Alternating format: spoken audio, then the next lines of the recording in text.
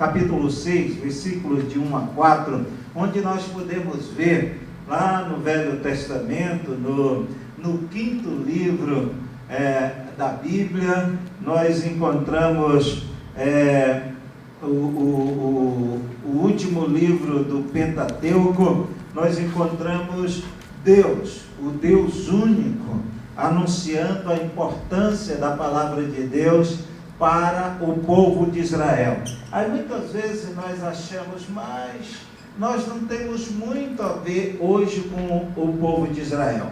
Nós não temos a ver hoje com o povo de Israel nos rituais, nós não temos nada a ver com o que foi exigido ao povo de Israel concernente às festas do povo de Israel, os tempos, as datas de Israel, mas nós temos tudo a ver no que Deus propõe no relacionamento dele com o povo de Israel, porque hoje, como Cristo Jesus anunciou, nós representamos todas as famílias da terra que crerem em Deus diante de Deus, ou seja, nós somos a família de Deus na face da terra. É conosco com cada um de nós que cremos em Cristo, ou seja, com toda a igreja na face da terra que crê em Cristo Jesus, que Deus se revela, que Deus trata, que Deus se apresenta ao mundo. Naquela época era Israel, era o povo escolhido. Deus, quando ele chamou a Abrão de Ur dos Caldeus, ele fazia ali um estreitamento nas suas relações com a humanidade. E esse estreitamento era com a nação de Israel, que ele então formaria em Adão.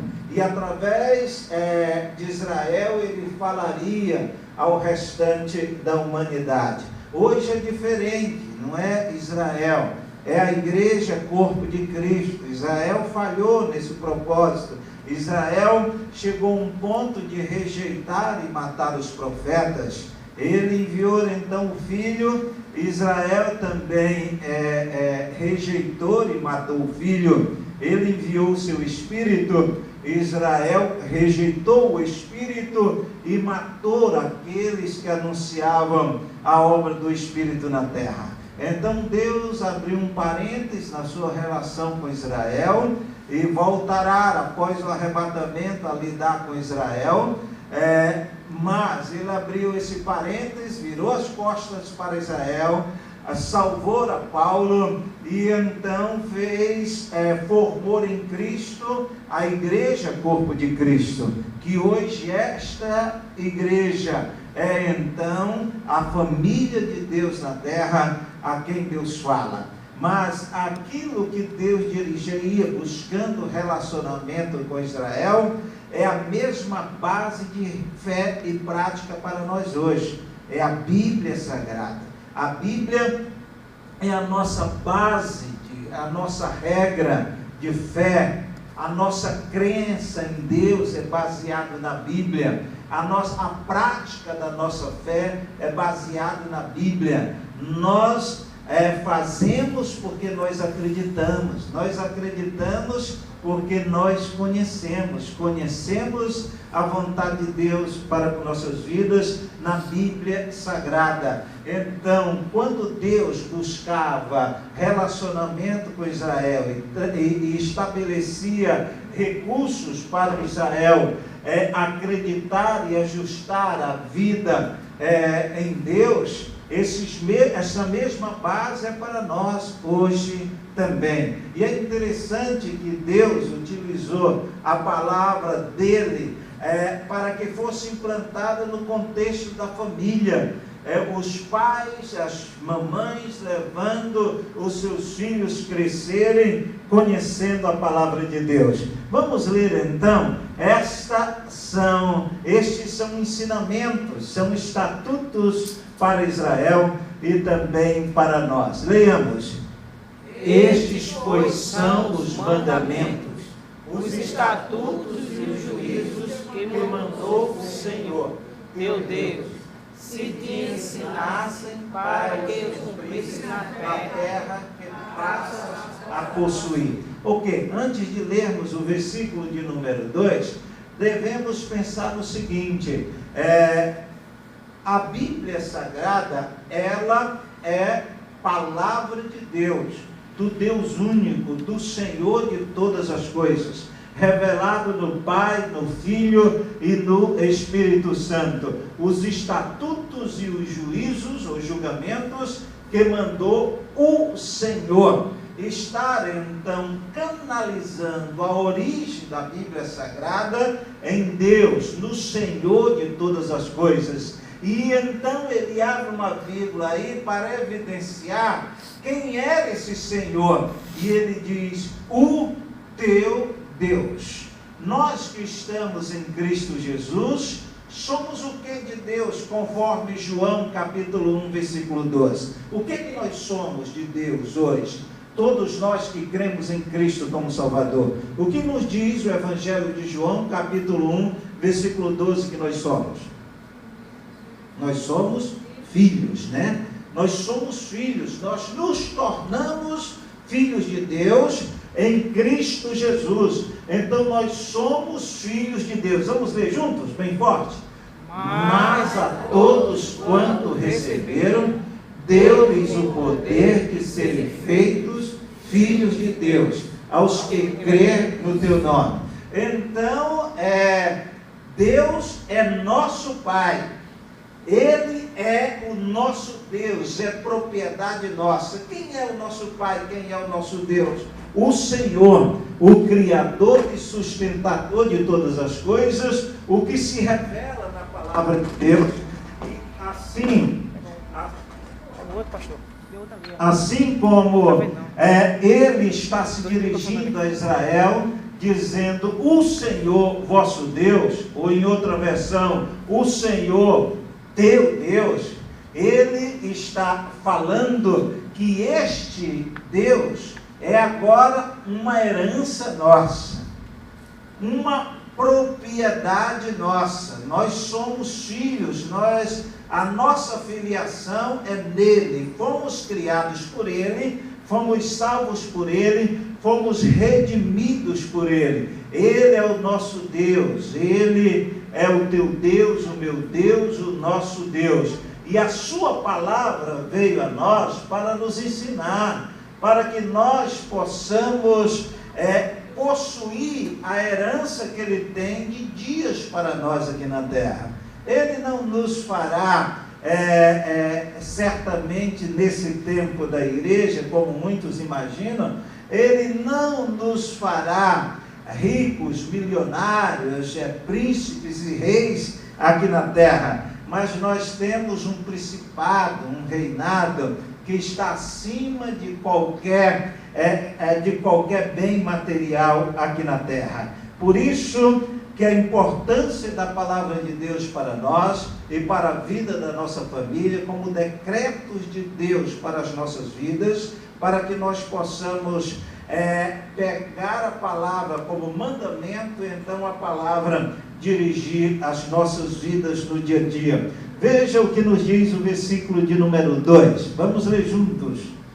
Para que temas ao Senhor. Vamos voltar, vamos ler juntos.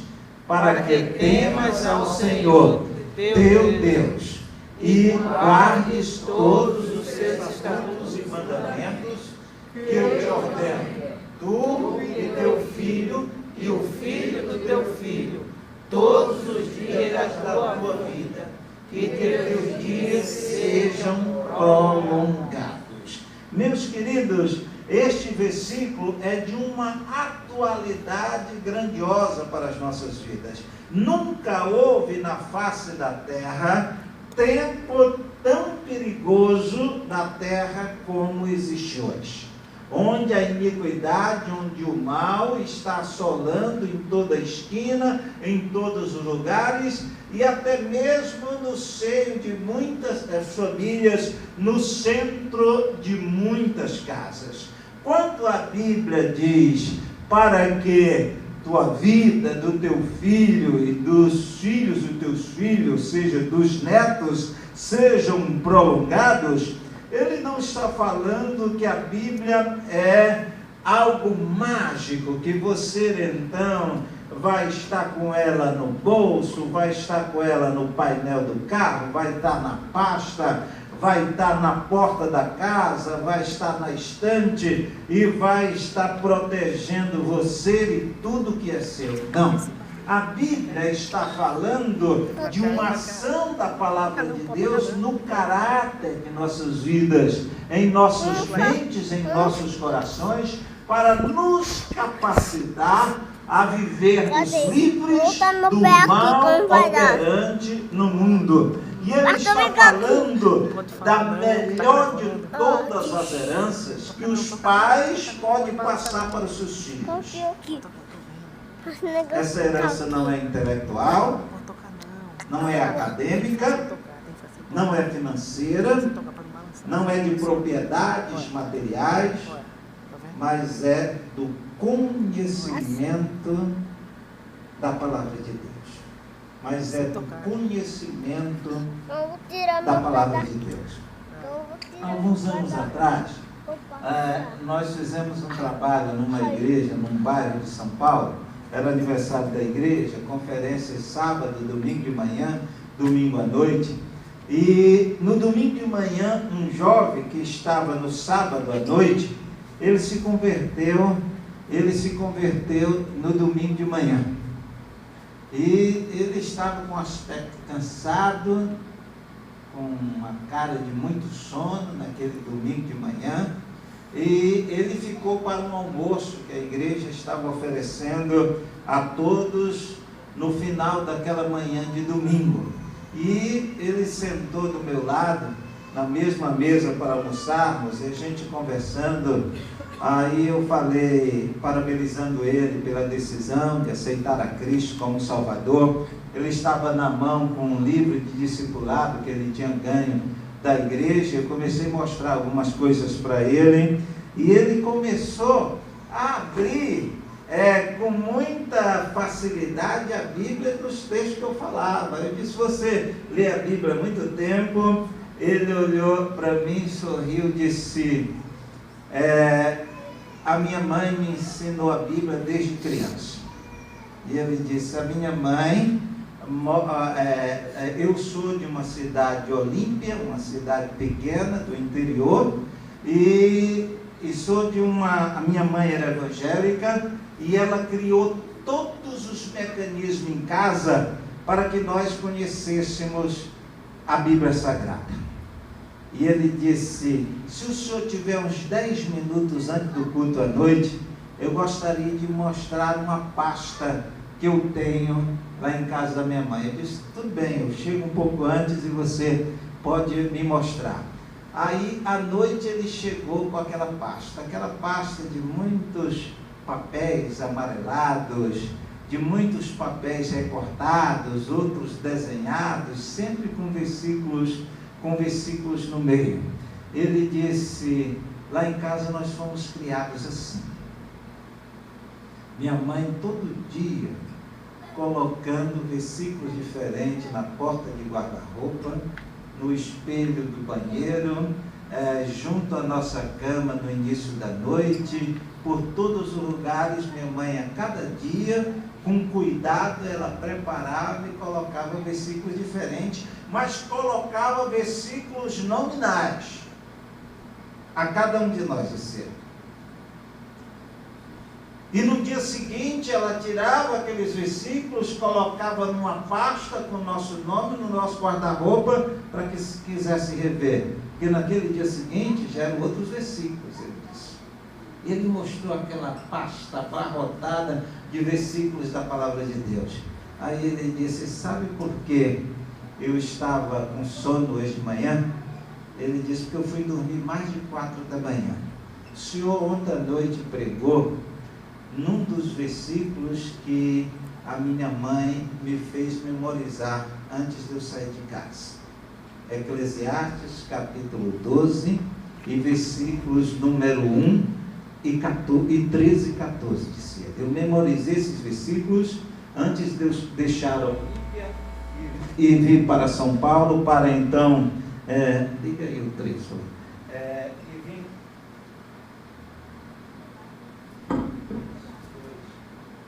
e vim para São Paulo para fazer a faculdade. E ele disse, mas eu estou há 1 ano e 9 meses em São Paulo e nunca abri essa pasta. Mas ontem à noite, o senhor pregou num dos textos que ela me fez decorar. E então eu voltei para casa, pensei muito, peguei essa pasta e reli todos os papéis que a minha mãe escreveu para mim durante toda a minha vida, até os meus 18 anos, quando eu vim estudar em São Paulo. E ele disse, depois de ler tudo isso, eu tomei no meu leito a decisão de aceitar a Cristo como Salvador. E de manhã na igreja eu apenas confirmei aquilo que eu tinha feito sozinho lá no meu quarto.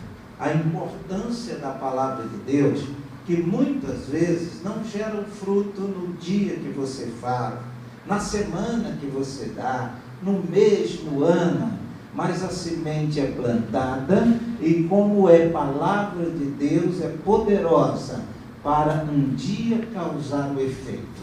E se não vier causar o efeito que você espera, você cumpriu o seu papel como mãe, como pai, como vó, como irmão, como irmã, como promotor da palavra de Deus no seu lar, para que então venha dar oportunidade para os habitantes do seu lar conhecerem a verdade de Deus, os mandamentos de Deus. Muitas vezes nós somos extremamente preparados, para cobrarmos que as pessoas correspondam, para cobrarmos disciplina das pessoas do lar, para cobrarmos que não pode fazer isso, que não pode fazer isso, e que muitas vezes as pessoas sabem que não pode fazer, mas fazem. Falta a eles um poder que o capacite a rejeitar o mal que o mundo oferece. E a palavra de Deus é o poder que capacita o ser humano a rejeitar o mal que o mundo oferece. Vamos ler os últimos 2 versículos de Deuteronômio, capítulo 6, o 3 e o 4. Leia comigo. Ouve, pois, o Israel, e atenta que os guardas, para que tenhas bem-sucedido, e muito que multipliques, como te disse o Senhor, Deus de teus pais, na terra que manda leite e mel. Ouve, Israel, o Senhor, nosso Deus, é o único Senhor. Repete o 4. Ouve, Israel, o Senhor, o nosso Deus, é o único Senhor. Este versículo é um dos versículos mais cultivados entre os judeus. Este versículo é um dos versículos mais decorados entre as famílias de Israel. Ele é denominado de Shema.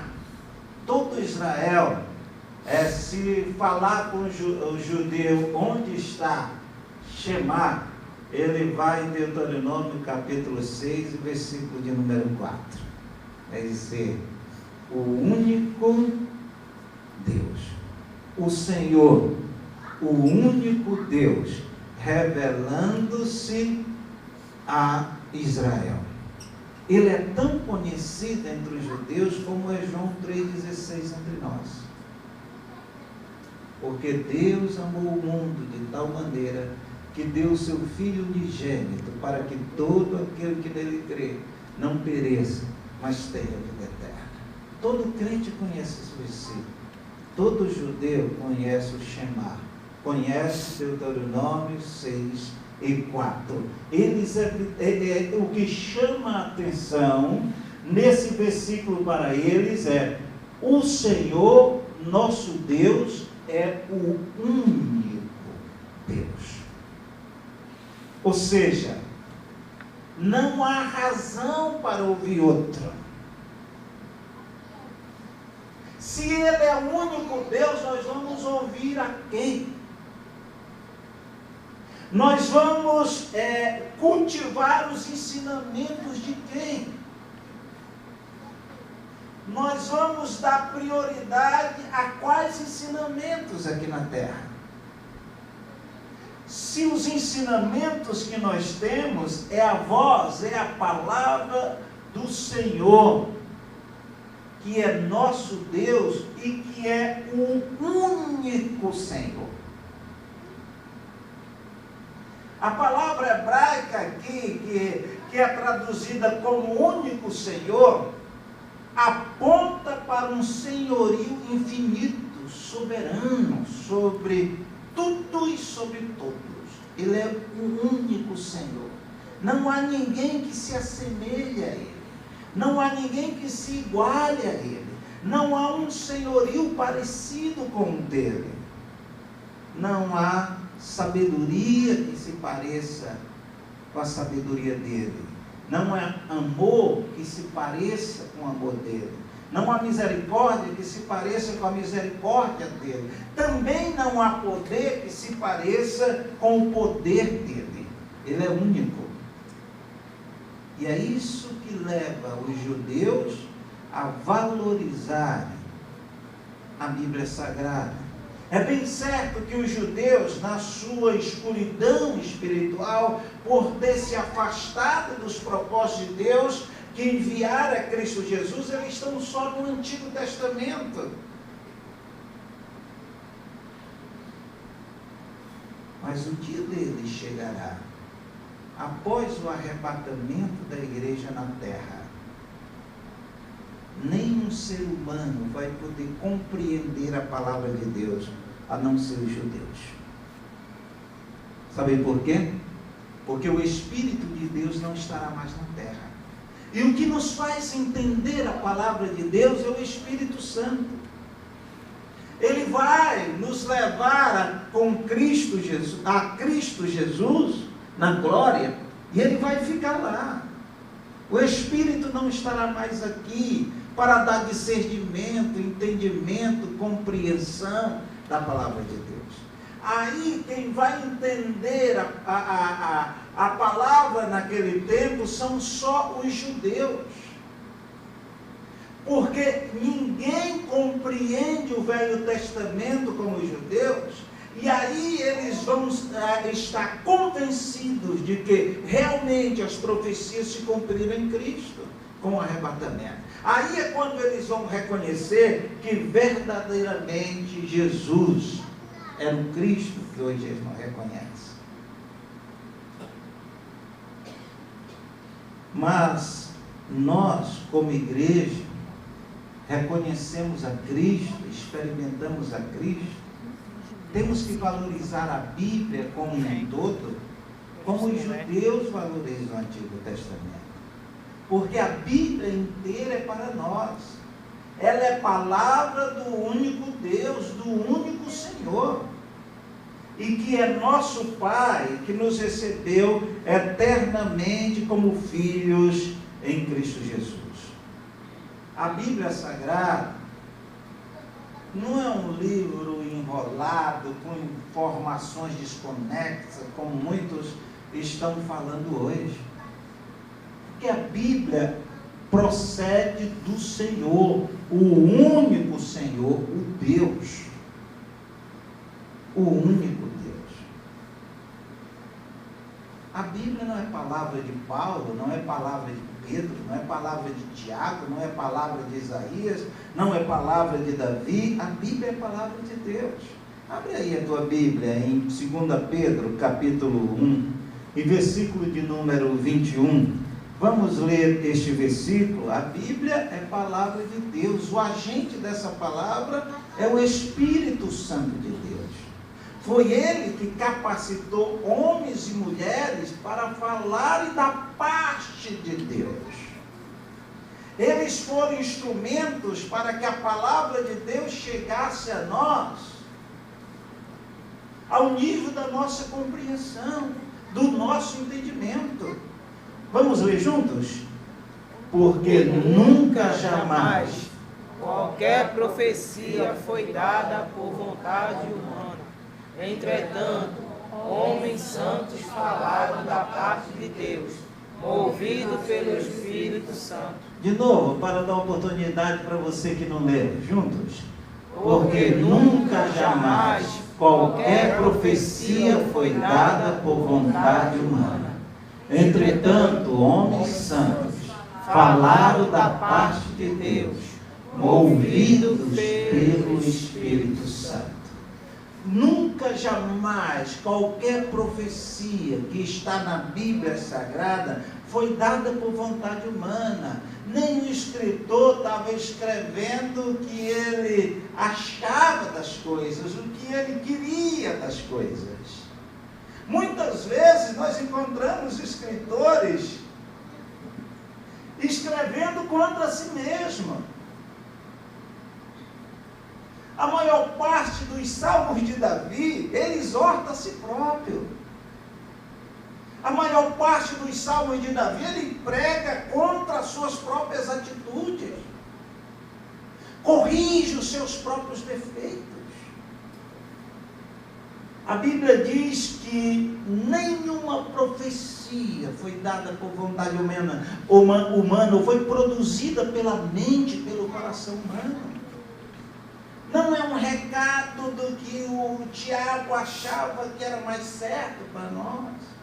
Não é um recado do que Ezequiel achava que era melhor para Israel e para nós. É palavra de Deus. Diz que homens santos, ou seja, separados para esse propósito, homens de Deus, mulheres de Deus, falaram da parte de Deus. A palavra traduzida como da parte de Deus significa uma expressão de Deus, ou seja, trazendo algo de Deus para nós, né? Trazendo algo da parte de Deus para nós, não da parte deles mesmos. Falaram da parte de Deus, movidos pelo Espírito Santo. O verbo traduzido como movidos nessa versão pode ser traduzido como possuídos, pode ser traduzido como dirigidos, pode ser traduzido como soprados, pode ser traduzido como capacitados. E é interessante que o entendimento grego para soprado é como se alguém estivesse ao seu ouvido falando uma coisa e o que ele estava falando ao seu ouvido estava saindo pela sua boca. Entendeu? As mesmas palavras. Está entendendo? Os mesmos detalhes. O que estava falando aqui, eles estavam repetindo aqui. Movidos, soprados, possuídos pelo Espírito Santo. Por isso que a palavra de Deus é o maior recurso que nós podemos ter presente em nosso lar. Deve ser a maior luta nossa de promover a palavra de Deus entre os habitantes do nosso lar. Quando Paulo fala a Timóteo em tempo e fora de tempo, ele está dizendo que a situação seja propícia ou que a situação não seja propícia. Não espera que alguém no seu lar peça pela palavra. Não espera que alguém chegue e diga, leia para mim, ou fale para mim. É em tempo e fora de tempo. Cria situação para que isso possa acontecer. Porque a palavra, ela é fonte de bênção para quem tem. Apocalipse capítulo 1, versículo 3. Vamos ler mais esse versículo de Apocalipse capítulo 1 e versículo de número 3. Vamos ler? Bem-aventurados aqueles que lêem e aqueles que ouvem as palavras da profecia e guardam as coisas nela escritas. Bem-aventurados que lêem. Bem-aventurados que ouvem, palavra para você. O tempo está próximo significa que a oportunidade vai acabar. A vida passa. Tudo passa rapidamente. Quem hoje pode ouvir a palavra de Deus através de você, talvez amanhã você não tenha mais oportunidade de levar a palavra a esse, ou de levar a palavra de Deus a ele. Mas a Bíblia determina que bem-sucedido, que vencedor, que enriquecido será aquele que lê, aquele que ouve a palavra de Deus. É fonte de riqueza, é fonte de vitória para a vida. Mateus capítulo 7, versículos 24 e 25, mostra de uma maneira muito especial como a Bíblia Sagrada é uma fonte de bênção para aqueles que ouvem a palavra, que lêem a palavra. Portanto, será fonte de bênção a palavra presente em seu lar, presente a sua família. Versículos 24 e 25, leiamos. Todo aquele, pois, que ouve estas minhas palavras e as pratica, será comparado a um homem prudente, que edificou a sua casa sobre a rocha. E caiu a chuva, e transbordaram os rios, sopraram os ventos, deram contra aquela casa, que não caiu, porque foi edificada sobre a rocha. Algum tempo, alguns meses atrás, nós estávamos em Fortaleza, e antes da programação começar, um casal de senhores sentados do meu lado, conversando e falando das dificuldades que estava passando a sua filha e o seu genro morando em São Paulo.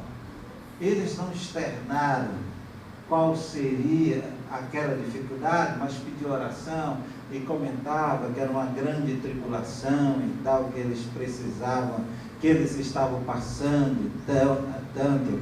E o homem me falava muito mais daquela situação. Aí de repente a esposa dele disse: meu filho, mas graças a Deus que eles estão preparados para essa situação, porque eles estão plantados na rocha, porque eles cresceram na igreja, cresceram na palavra. Lá eles estão na igreja, lá eles estão na palavra. Ela sempre compartilha comigo cada texto que ela lê todos os dias. Disse: o nosso conforto é que eles estão plantados na rocha.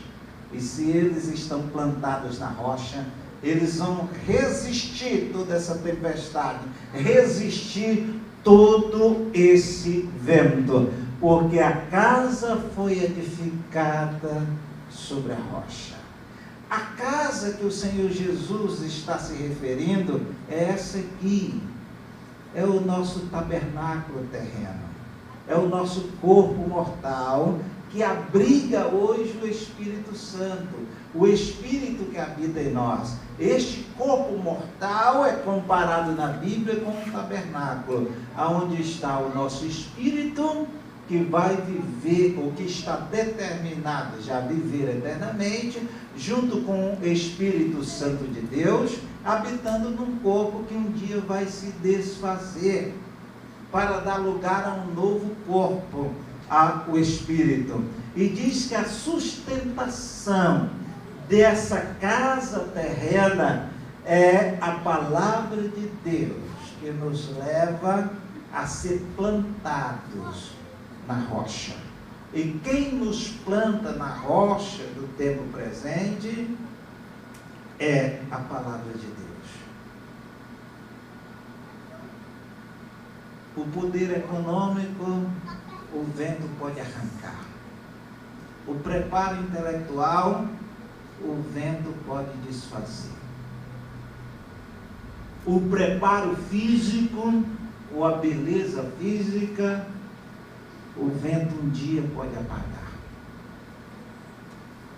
mas a casa plantada sobre a rocha, essa resistirá qualquer vendaval, qualquer temporal, qualquer luta do tempo terreno. Já não é assim com a casa que não está edificada na palavra. Só a palavra pode edificar as nossas vidas na rocha que é Jesus, nos tornar arraigados, plantados em Cristo Jesus. Mas veja os versículos seguintes, os 26 e 27, que mostram os riscos que corre diante das lutas do tempo presente, a vida que não está na palavra de Deus. Vamos ler esses dois versículos? E todo aquele que ouve estas minhas palavras e não as pratica, será comparado a um homem sensato que edificou a sua casa sobre a areia. E caiu a chuva, transbordaram os rios, sopraram os ventos, e deram com ímpeto contra aquela casa, e ela desabou, sendo grande a sua ruína. Porque ela estava plantada sobre a areia. Plantada sobre a rocha é a capacidade de acreditar na presença de Deus em todas as situações da vida. Plantada sobre a areia é o ato de substituir a fé em Deus pelo desespero diante das lutas do tempo presente. Se estamos na palavra, vamos crer em todo o tempo que o amanhã será sempre melhor.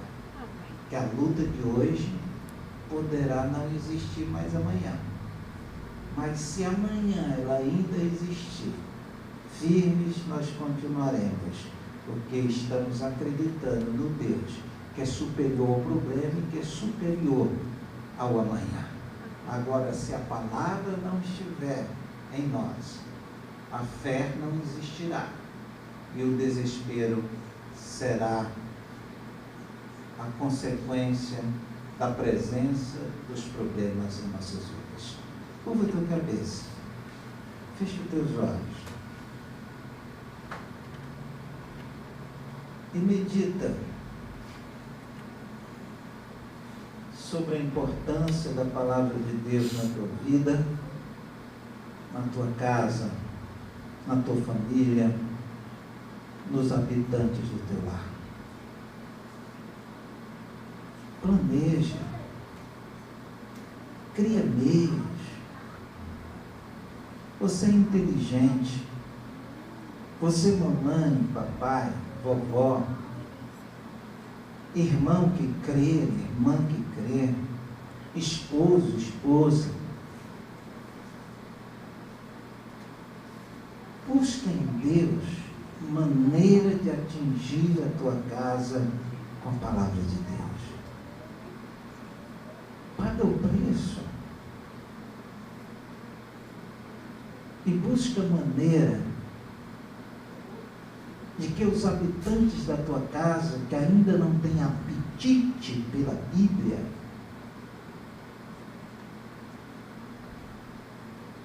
tenham presente a oportunidade de ver ou de ouvir a palavra de Deus. Não adianta cobranças.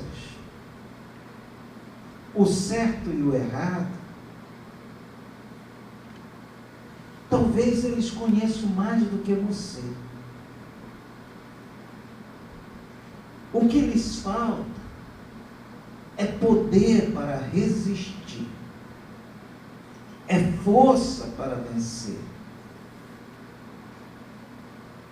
E a palavra é este poder, a palavra é esta força. E não precisa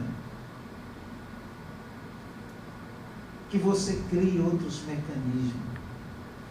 Só que a palavra esteja presente aos olhos, aos ouvidos. E o efeito e o alvo ela alcançará. Querido Pai Celestial, que a Tua palavra possa achar morada em nossos corações, em nossas mentes, nos trazendo ânimo, força, entendimento e coragem. Nós colocamos nossas vidas em Tuas mãos e à Tua disposição. E Te somos gratos pela liberdade que temos para ler, para ouvir, para cantar, para meditar, para falar da Tua palavra. Abençoa, Deus, cada lar aqui representado, e que em nossos lares a palavra seja promovida em tempo e fora de tempo. Nós choramos, ó Deus, no nome santo do Senhor Jesus. Amém. Vamos colocar em pé neste